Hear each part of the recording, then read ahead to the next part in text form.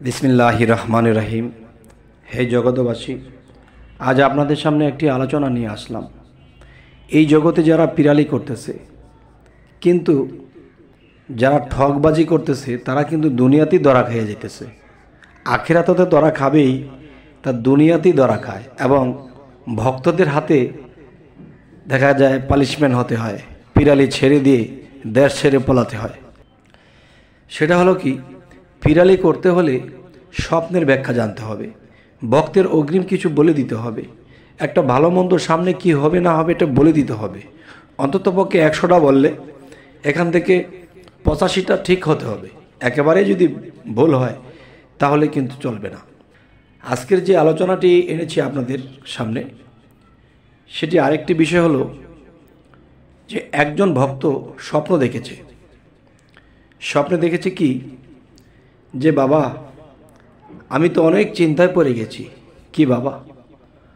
বাবা আমার ভিটে বাড়ি ছাড়া আমার তো কিছুই নাই, আমি অন্যের জমি জমা করি খাই, কিন্তু আমি স্বপ্নে দেখি আপনার এখানে আমি বড় ষাঁড় গরু আনতেছি 2 লাখ 2.5 লাখ টাকা দামের।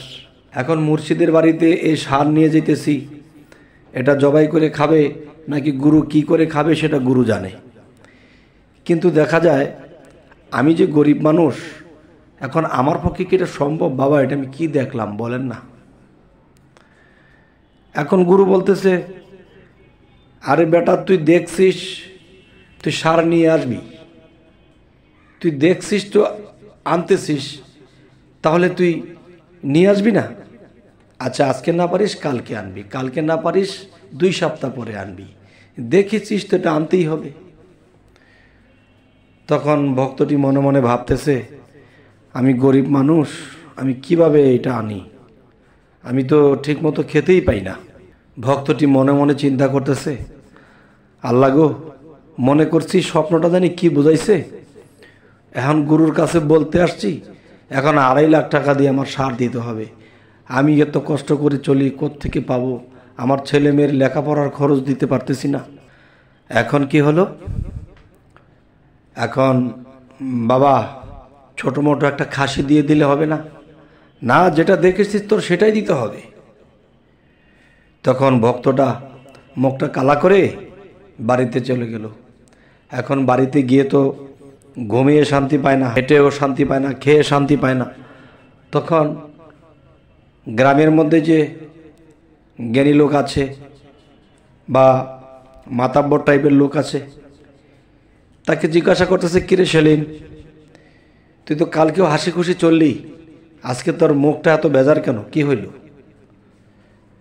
তখন বলতে লাগলো, আমি তো এই স্বপ্ন দেখেছি, এখন আমি গুরুর কাছে বললাম, এখন গুরু বলল 2.5 লাখ 3 লাখ বুঝি না, তুই বাবা স্বপ্নে দেখেছিস, তুই গরুটা দিয়ে দে। এখন আমি ভাত খাইতে ভাত পাই না, এই যে স্বপ্নটা দেখেছি, এখন আল্লাহ আমার দিকে চাইলো না, এখন গুরু আমাকে ছাড়ছে না, তুই স্বপ্ন দেখেছিস এখন দিয়ে দে। এখন কি করি দেখেন তো। তখন সেই জ্ঞানী লোকটা, সে শুধু মাতাব্বর নয়, সে আধ্যাত্মিক জ্ঞানও রাখে। তখন বলল, ঠিক আছে, তুই আজকে তোর গুরুর বাড়িতে যা, গুরুর বাড়িতে যাইয়া গুরুকে বলবি, বাবা আপনার গরু যেটা আপনি পাও না, আমি যেদিন পারি তো আনবই, কিন্তু আজকে যে বাবা আরেকটা স্বপ্ন দেখেছি। কি দেখেছিস বাবা বল? তখন বলতেছে যে বাবা স্বপ্নে দেখি যে আপনার বাড়ি, আপনার জমি জমা, আপনার যা কিছু আছেন এই সমস্ত কিছু আমার নামে লিখে দিয়েছেন। তখন গুরু বলতেছে, কি বলিস? হ্যাঁ গুরু, এটাই তো দেখলাম, যে আপনি সব কিছু আমার নামে লিখে দিয়ে আপনি হাইটে চলে যাইতেছেন। তখন গুরু বলতেছে, আর এটা শয়তানে দেখাইছে। কি বললেন? আপনি গুরু পাবেন এটা দেখাইলো আল্লাহ, আর আমারে সব কিছু লেখা দিয়েছেন এটা দেখাইছে শয়তানে। গুরুজি, তাহলে শয়তান কিন্তু আমিও না, আর শয়তান কিন্তু অন্য কেউ না। আপনার সাধ্য মতো আপনি একটা বলে দিয়েছেন যে তুমি দেখেছো গুরু, এবার দিয়ে দাও। তো আমি যে দেখেছি আপনি বাড়িঘর লিখে দিয়েছেন, তাহলে আমার নামে বাড়িঘর লিখে দেন, তারপরে আমি আপনার গুরু দেব। তখন বলতেছে, বাবা তোর গুরুরও দরকার নাই আর আমার বাড়ি লেখা দেওয়া দরকার নাই। তার মানে এখানে স্বার্থবাদী, নিজে লোভ করে কখনো পিরালি করা যায় না। আর এগুলা যারা করে তারা দুনিয়াতেই ধরা খেয়ে যায় এবং আখিরাতে তো ধরা খাবেই। তো এখন কথা হলো, এরকম ব্যাখ্যা যারা দেয়, ব্যাখ্যার মাধ্যমে নিজের স্বার্থটাকে বেছে নিচ্ছে।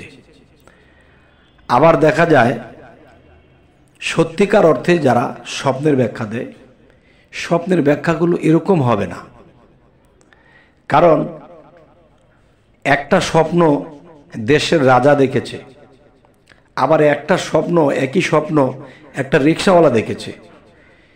তাহলে রাজা দেখেছে এটার ব্যাখ্যা আরেক দিকে যাবে, রিক্সাওয়ালা দেখেছে এটার ব্যাখ্যাটা আরেক দিকে যাবে, এবং মধ্যবিত্ত সংসারের মানুষ এই স্বপ্নটা দেখেছে এটা আরেক দিকে যাবে।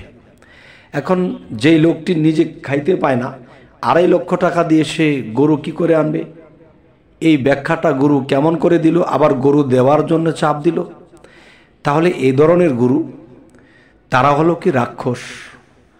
তারা ভক্তকে চুষে খেতে পৃথিবীতে এসেছে, ভক্তকে কখনো পার করার চেষ্টা করবে না। যে একটা ভক্ত কিভাবে পরপারে পার হবে, সে লাইন গার্ড করে দেব, তাকে ওই শিক্ষা দেব, তাকে সেই সাধনা দেব, এই চিন্তা করে না।